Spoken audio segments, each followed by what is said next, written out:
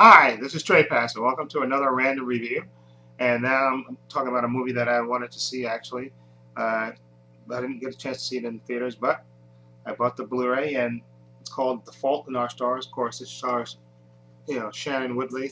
Um, let's see if I pronounce her name. Shailene Woodley, I think that's her name. And Ansel Elgort. Okay, Nate Wolff. I think Laura Dern is in this as well. And then the real surprise, I didn't know he was in this movie. Um, what's his name? William, William Dafoe. There we go. I'm sorry, William Dafoe. Okay, I didn't even know he was in the movie. But anyway, this is a story about Hazel and Gus. Two teenagers. Hazel, they, both have cancer. And they meet in a cancer support group. Okay, and basically this is their story. And she tells it in the beginning because Hazel kind of narrates the story. She tells you this is the story, warts and all. Okay, and she tells the story. How they meet first. Her mother is kind of forces her to go to the cancer support group. Okay, she goes there where people tell her stories and stuff. Okay, and then she meets Gus there, and of course, she has cancer. I think she has I forgot the type of cancer that she has, but she has to wear the oxygen tent. All the not oxygen tent, no, the oxygen all the time. She carries a little thing around with her. The oxygen cart she has to carry around with her. And Gus has, he had cancer of the leg, and he has a prosthetic leg. Okay, and he kind of, he's kind of the one that kind of draws her out. Like she's sarcastic, he's sarcastic, and they meet, and he kind of draws her out, and they start hanging out together, of course. And she tells him, and I think in the beginning of them, she tells him that listen, this is not going to be anything serious, because I'm dying, I have terminal, so this is not going to be anything serious, okay? But he doesn't care. He tells listen, he basically says, listen, I'm gonna, I'm falling for you anyway. That's and he's always sort of positive with this stuff.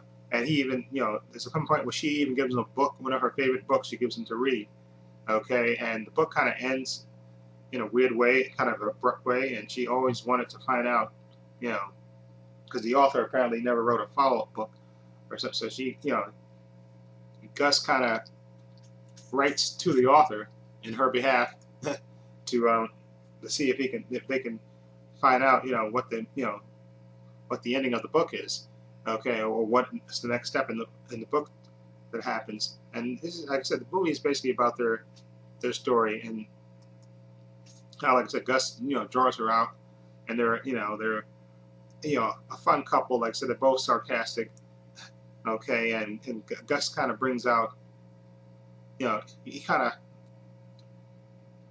don't say he brings her out of a shell of it, but he makes her happy. Like I said, and despite what she wants to do, of course, that in this movie, she knows she's gonna fall in love with him. It doesn't matter what she wants. She's gonna fall in love with him.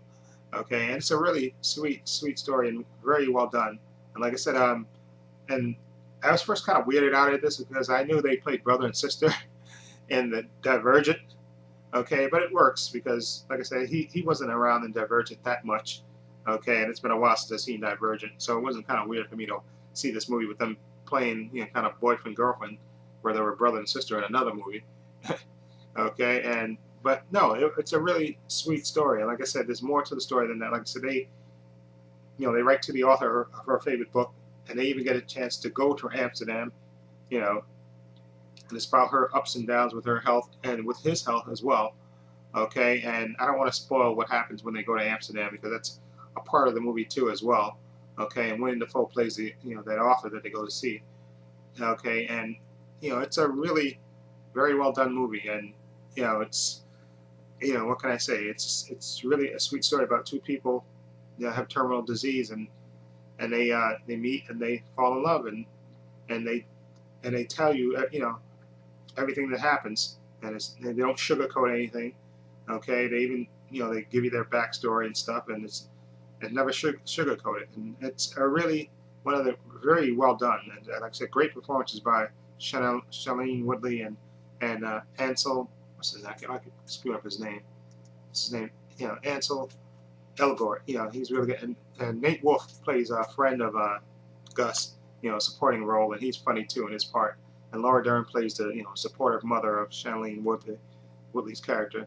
And Willem Dafoe I thought was really good too, is the author of her favorite book that she wanted to see, and they get a chance to go to Amsterdam to meet them, to meet the author and stuff. And I don't want to spoil what happens when they meet the author. That's part of the story too. And then the second half of the movie kind of takes a downturn, but I don't want, without spoiling it, it's really very well done. And I'm going to give The Fault in Our Stars an 8.5. Okay, I'm going to give it an 8.5. I really enjoyed it, and it really, because these two people had great chemistry, two actors had a good chemistry between each other, and the story was, like I said, like when in the beginning of the movie, her character narrates the story, and I like the way he calls her by a full name. Her name is Hazel something, Hazel Marie, or something. And he calls her that all the time when he first her. He calls her Hazel Marie, or Hazel. I forgot. I think that's she had the middle name, and he calls her that all the time, which I thought is sweet. Okay, and they had a good chemistry between each other, and they totally sell the movie. And like I said, at the beginning of the movie, when Hazel talks about the story, she said, "I'm going to tell you the whole story, warts and all." And they do tell the story, warts and all. Okay, and you get the good and the bad with this, and it's a really sweet movie and one of the best movies I've seen this year, without a doubt. Okay, that's why I'm gonna give it an 8.5. Okay, I just thought it was that good. Okay, and definitely recommend this. Okay, if you've seen The Fault in Our Stars, let me know what you think.